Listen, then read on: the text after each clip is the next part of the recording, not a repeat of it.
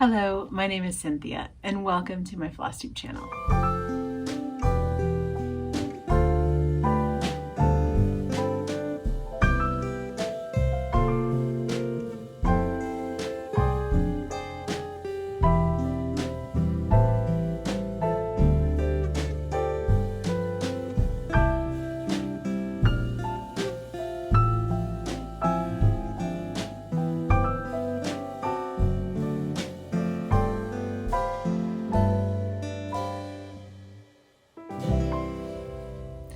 I'm happy to be here with you today to talk about my stitching, to talk about things I've finished and things that I've been working on and some plans ahead. I also wanted to share a giveaway from my friend Frankie at A Wicked Stepmother at the end of the video, talk about some books and share some new Flosstubers that I've been enjoying.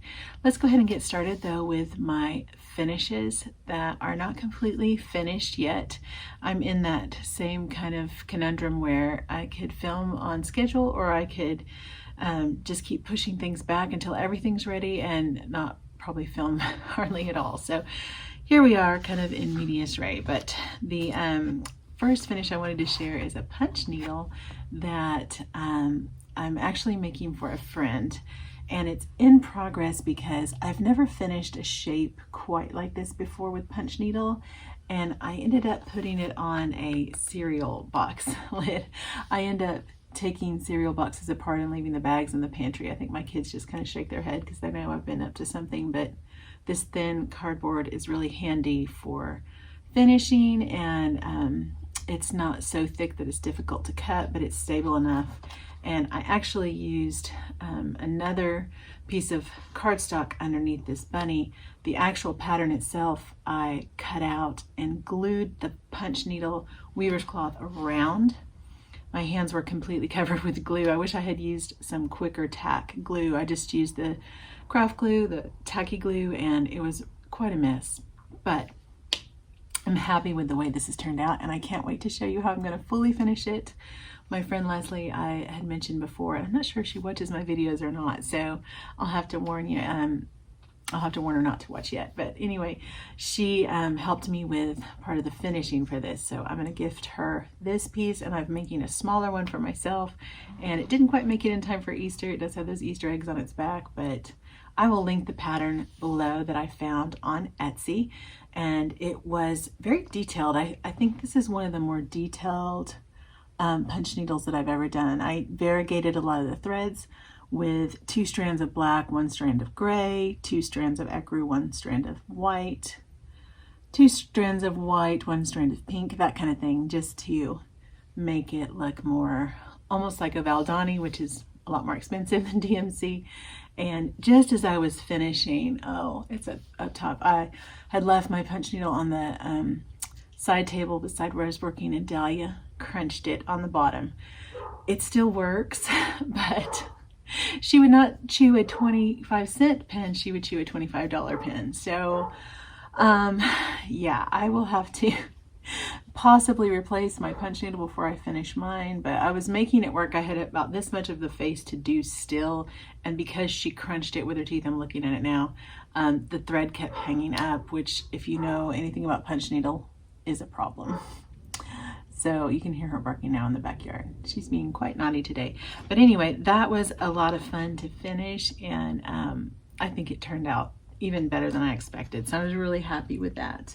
The other finish I was able to do is a smaller one from the Hands-on Design Celebrations. Kathy just put out a second version of this, and I had considered combining the two, but I'm just going to keep going with what I have. I don't want to buy another, and I liked this from the beginning. So I am backtracking to February because I already had all the threads out, and I thought, why go ahead and kit up April or May when you've got all these threads still in use. So this one was more stitching than I first realized. That heart is pretty solid, and it's 50 by 50, but this one took me a lot longer than the others. And I used a really pretty thread from Frankie. This Wicked Stepmother thread is called Nutcracker. Sorry, it's kind of a mess. I've used it on several different projects, and it's very I guess, kind of thickly painted, so you get lots of dark and light. It's very prim. It's supposed to be, I guess, like chocolate is why Kathy put a brown in the heart, but I made it more just look like a primitive heart. And I used a, I think that was an anchor blue that I had. And this thread is a really pretty red from JP Coates. I think it's called number 3044. Older lady at church came up to me with a huge Walmart sack full of threads and said, "Would you like these?" I said, "Sure." It took me about an afternoon to get it all sorted out because it was just all piled up in a ball. I think she did embroidery, not cross stitching, and so I had to kind of sort things out. But I've never worked with JP Coates, and I thought that was a really pretty red. I actually had to change because I couldn't find the original one, so these two hearts are different, but I thought, oh, it doesn't matter. I'm just gonna have to keep moving. I didn't want to pull them out. So there's February from Hands On Design. I'm going to finish these, I think, all at the end, unless I catch back up with May. I'm going to just go on the other side here with March. I already have the threads for that, so I'm trying to play a little bit of catch up with that. So those were my finishes. I did want to show you a fully finished object though, because I don't have one today, and some weeks are like that. You know, I don't finish things every week. Some weeks are just kind of progress, but I did want to share this one because I gave it a little bit of a revamp with its bow. It was kind of falling down and I fixed it, and I had this on Instagram and got a lot of positive feedback on it. I really love the way that it coordinates with this room. I was able to dye the Ada with some, I think, taupe and charcoal, and then I used my favorite floss called Teal Frost. I think that's a classic Colorworks color, but it was supposed to be just a blue, I think. And then I had some variegated silk in there and some variegated brown from Hand Dyed by Rolanda. This was made a couple of years ago. It sits on this welcome stand. You can kind of see the back here. It used to be red. My mom bought the same stand, in fact, in Oklahoma, unbeknownst to me. Stayed away, we bought the same thing. I thought that was funny. But all of my ABCs from Little House Needleworks fit on here. I've done them all now. It's been 2 years, but I just thought this one was a pretty one to share. I know people are still working on these. If you want to see the color conversions, they are on my March 2020 Instagram post. And if you can't access Instagram and you want them, just message me below. I'll try to send it to you.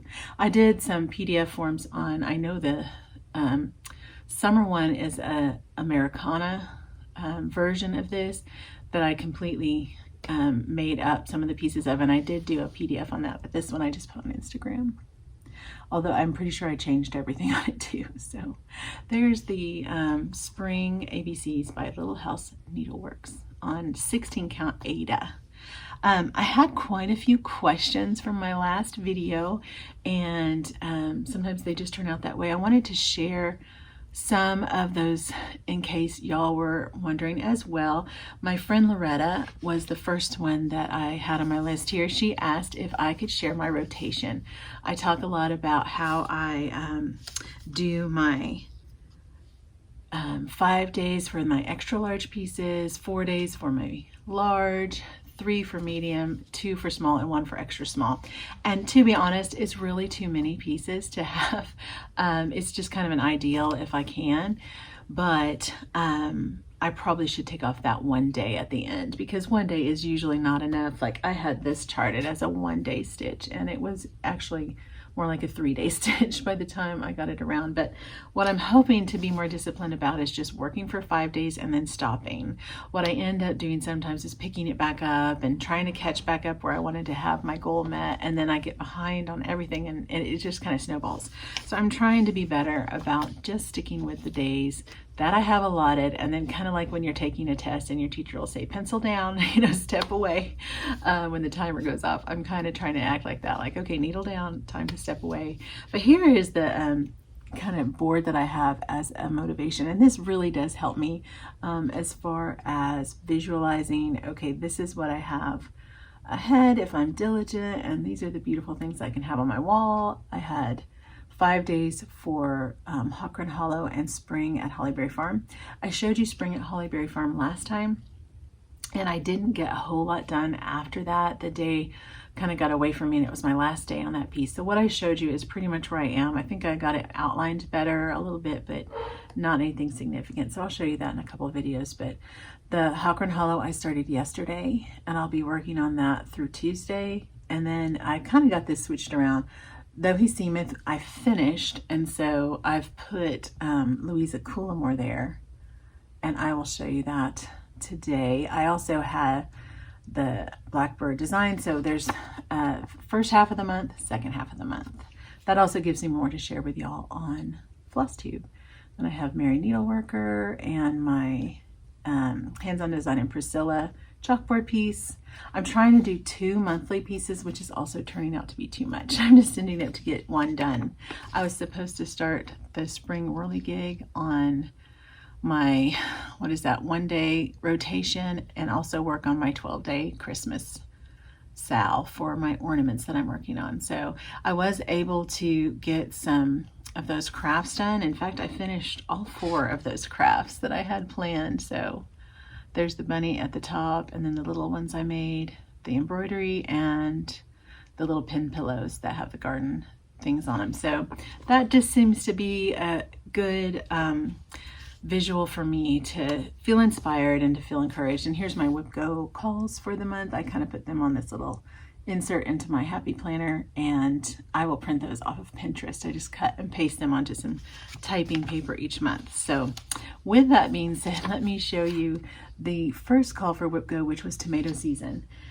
And again, over ambitious. I miscounted last time. I think I said it was 4,000 stitches. It's 3,000. So, I mean, still a lot, but I overstated it a little. This is Lori Breckland's Tomato Season, Not Forgotten Farm is her design company. And this has been around for a while. I think she also has it in like a rug hooking kit. And in some ways, this would lend itself better to punch needle. But I started it in Mania of 2019, and here I am still stitching on it. This tomato finally, though, got finished. And it's not perfect. I definitely had some issues with my variegation. She charts it in DMC, but I decided just for fun, I wanted to use Tomato by Gentle Arts. And my tomatoes that I ended up having to use, I thought 10 yards would be enough, and I had to get 5 more. The 5 more I got were much brighter than my original skein. So I ended up having to try to play with that variegation. I didn't want it to look like a pumpkin, you know, with the veins straight like that. So I was just kind of swirling around, and I ended up a little too boxy. I did try to do some tent stitches over that to soften those angles, but I was not going to pull anything out. So here it stands. I think this is some 32 count. I know it's 32 count, but I think it's just from Hobby Lobby. I started it, like I said, in 2019, so I don't recall, but I'm working on her skirt now, which is a lot of stitching, just 33.71, and then I started that bird at the top. So I still have quite a bit to do. I had hoped to have this done by the 15th, but that obviously wasn't happening with all my other stitching and projects, so we'll see if I get it done by the end of the month. That is a goal. And I just kind of gave it a light press because that tomato was a tricky part for me to stitch with tension issues. It got a little bit bumpy, so I guess that's a lot of thread to pack in there, but it'll be fine once I frame it and stretch it out. So I really liked that. Another whip I worked on is Louisa Coulimore, and I did go ahead and give her a little press because she was so wrinkled. It's hard to see. I got all the way across the top almost. My goal was to make it across the top and down the side so I could just kind of see what size she's going to be and start thinking about frames, but I didn't quite make that. These letters take a lot longer than you think. I was kind of laughing because when I started on these letters, I thought, you know, this is really a beginner sampler. I think this is great to, you know, it doesn't have a border, which is nice, and the letters are so evenly spaced, and you know, you can get off with your spacing, but it's harder to do. Let me see if I can get a little bit closer here. So I was thinking that to myself until I got to this motif down here. I started on this little swirl right at the top, and I was like, oh my goodness, this is hard. It's just a lot of counting there. I was supposed to make it all the way over here and then go down, and I was like, having to make a working copy and highlight, because there's lots of little, it's almost like she just skipped around a little bit and left holes. This motif was pretty easy. But the scrolls and some of those motifs at the bottom are not as easy as I was hoping. So that's okay. They're going to be beautiful though. And I did have a question. A couple had asked about this fabric. It is a mystery linen. No, it's not a mystery linen. I always get it confused with, it is. This is the mystery linen. I have bird feathers as well for my Christmas garden, and that may have been the one that someone asked about, but I get a lot of questions about both of these linens from Hand Dyed Fibers by Vicky Clayton. Her website, I linked in my last video, has not got linen on it at this point. You could always message her and ask if she's intending to dye more. She's very good with color. As you can see, this is a very unique linen. In fact, I asked my friend Christine, that is a seller on Etsy for Hollis Hands Creates. I think she's going to have her own website soon, and I'll announce that when it's ready. If she could recommend a fabric, and I want to say there might be one from Fox and Rabbit. If you think you know of one, please list it below. If you have something that's similar to this, it's just almost like a very kind of brown paper sack, I would say. My bird feather is more golden, but this one is just pretty much brown, kind of a burlappy brown. And I don't have anything to recommend to mimic it. I wish I did. If you have any ideas, let me know. And I am using that Threadworx for that pretty variegation. It's called Lipstick Red. So there's Louisa Coulimore. It is a Bristol orphanage sampler, and it's put out by Hands Across the Sea. It's not as big as some of them, but it's plenty big. I enjoy working on it very much though. So there's the top. That I think the next letter, yeah, I started on the O, so it goes all the way to here and stops. And then I haven't made it down to the bottom yet, but I think I'm close, maybe here. So not huge, but 36 count linen, and it's going to take up quite a bit of that quarter. So there's the sampler I worked on. I also put some work in on kind of a new to me start, or a restart almost, because this Mary Mary I picked up in, I think it was 2020 when we were in lockdown. I was feeling kind of depressed and I wanted to start, so I picked up Mary Mary, and then I put it back down and made myself finish needles and thread by Brenda Gervais. So this one had barely any work done on it, and it still is a work in progress. There's a lot to go, but I'm having a lot of fun with it.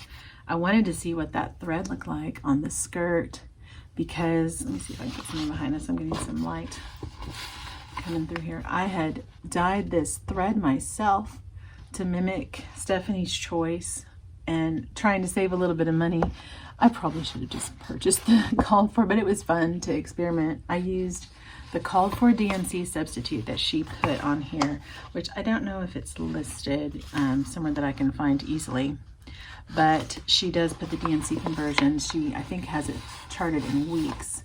And I just took that DNC floss and sort of painted it with charcoal.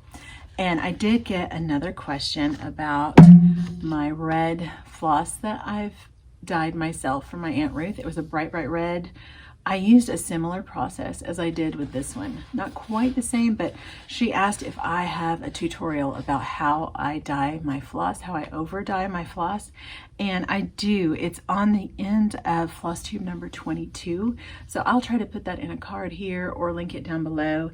If you want to see, it's at the very end of that video. I show how I wrap it around a soda bottle so you can see the insides, and how I dye my floss. It's not something I do very often because, to be honest, it's a mess. It makes a lot of mess, and it's just not my favorite.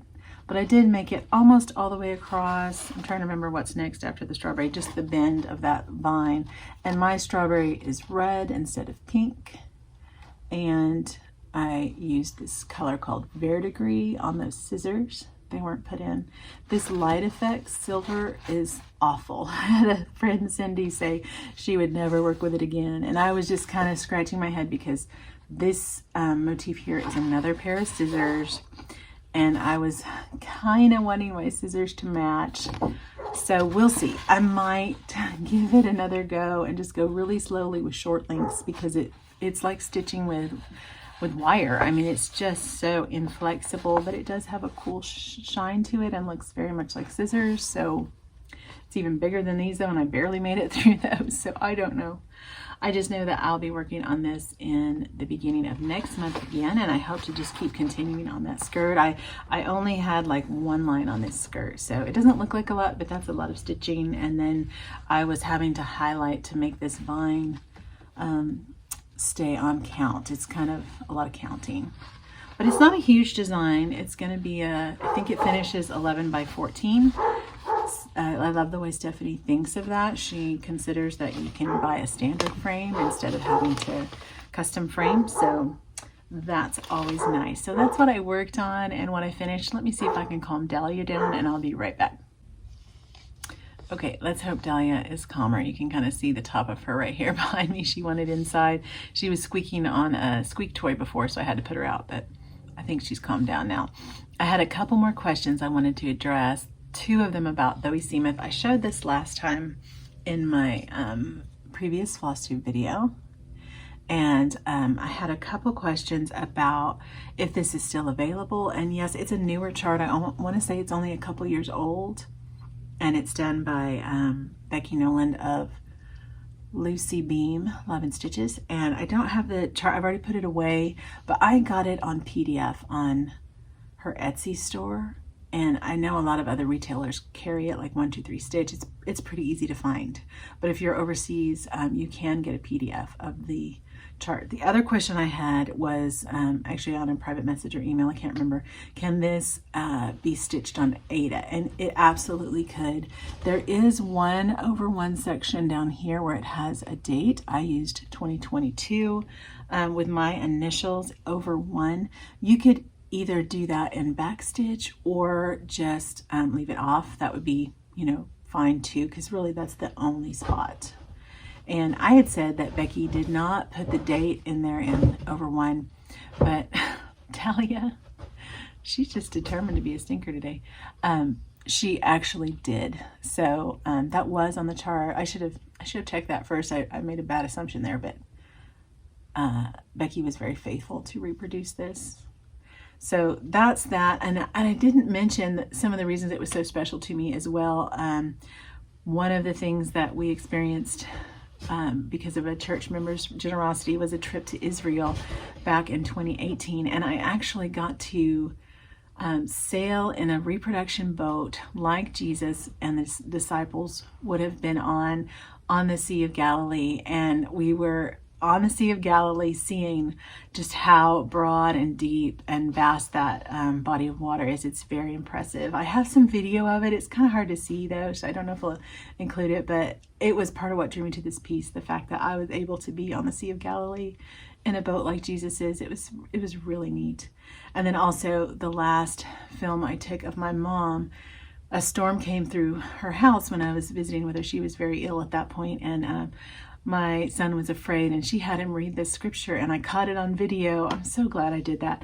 And I put it at the end of one of my floss tubes. So my mom reading that story with my son was such a sweet memory. So lots of connections for me sentimentally with that piece. It's such a powerful one. So that was the questions I had about Though He Seemeth. I also had a question about my 12-day sampler from Plum Street that I showed. People are having difficulty. 2 or 3 different people had difficulty trying to find it and print it.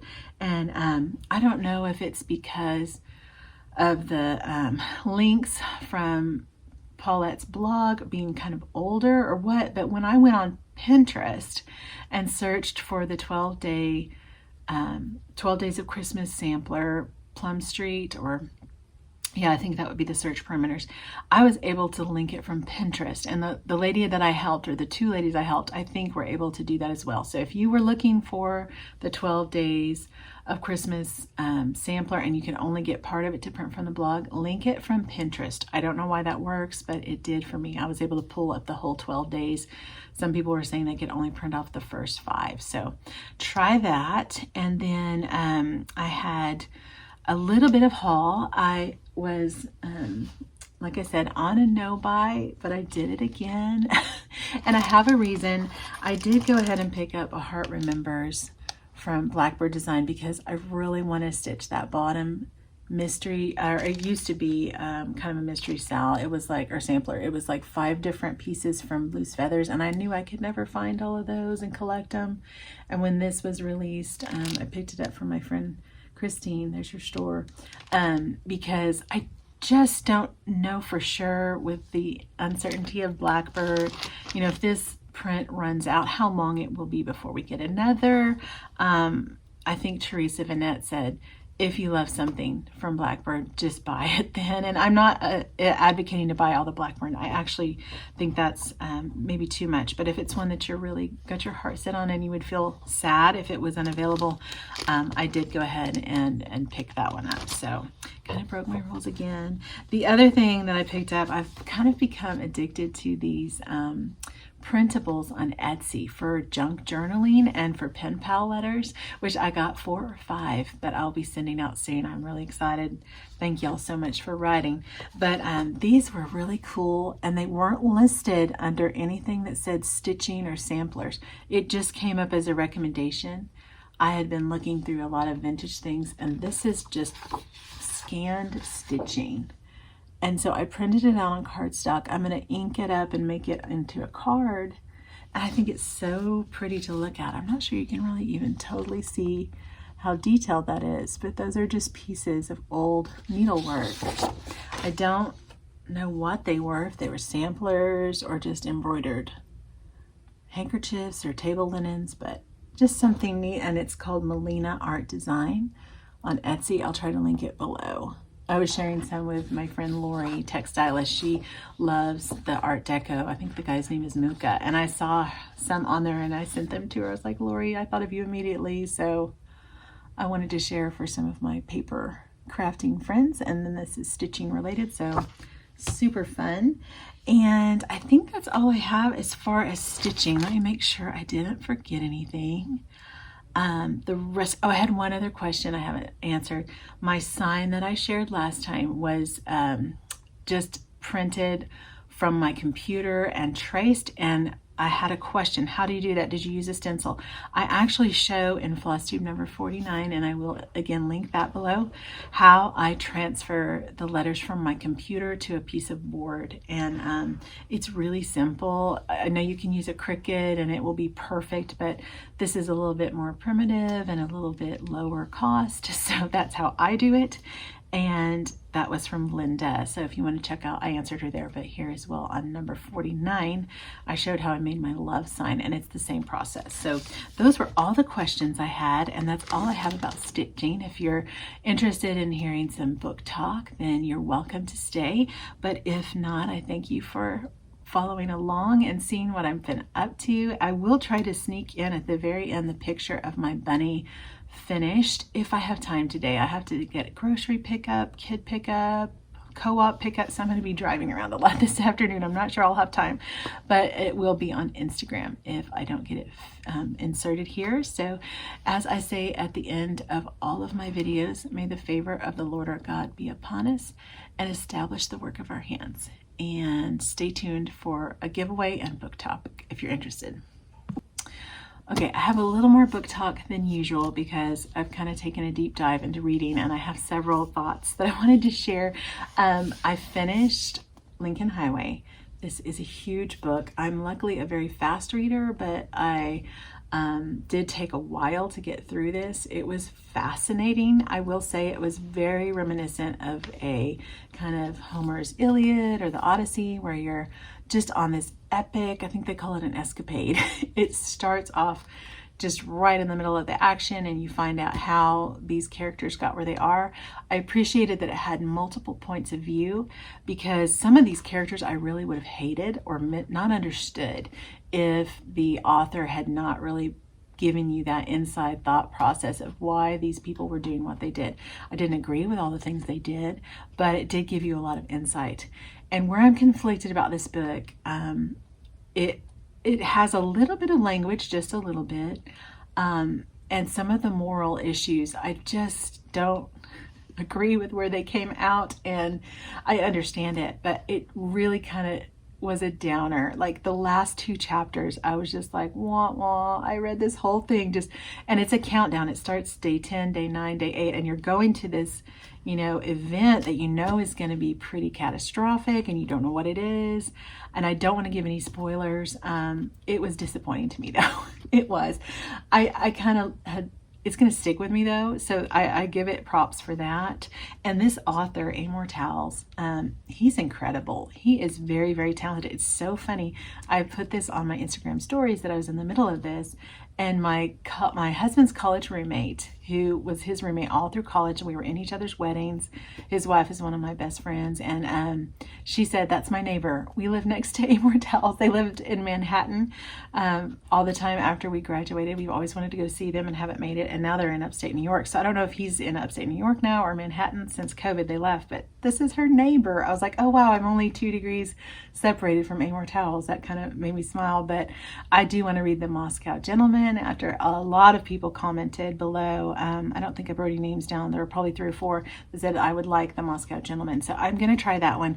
And I did like this. I was engaged the entire time, wanting to know what happened. I really was rooting for the main character and his brother, who's the same age as my daughter. And my daughter would not have acted like this 8-year-old. He was very advanced. I kind of shook my head a little bit, but I loved the little boy. So I would recommend it. I just would caution you. It's not what I expected at the end. So if you want to leave some comments, if you've read it below, what did you think of the ending? Put a preface spoiler for someone that doesn't want to know if they're still wanting to read it, but let me know what you thought of the ending. I'm anxious to talk to my friend Valerie. My pen pal's read it as well. The other thing, I wanted to thank this sweet subscriber for sending me this book. I had recommended the Bible study last week, or last video, and I continue to recommend it. It is so good. It just really takes a different view on some of the reasons why we're so stressed out and why we're so anxious and feeling so just overwhelmed. And I think that it's so helpful. But I got a package from Amazon, and Jim brought it back, and he was like, did you order that? And I was like, I don't think so. And I thought maybe one of my sweet friends in Bible study did, but it was one of y'all. So you know who you are. I didn't get permission to say your name, but thank you so much. That blessed me so much. She sent an email and said, that was me. I sent you the book. So I am reading that as well, and I find it very valuable. It adds a lot to the study. So It's All Under Control by Jennifer Dukes Lee. And so good, so good. The other books that I wanted to let you know that I will be reading, and I can't give recommendations yet, but I will feel good about this one because it's a Christian fiction.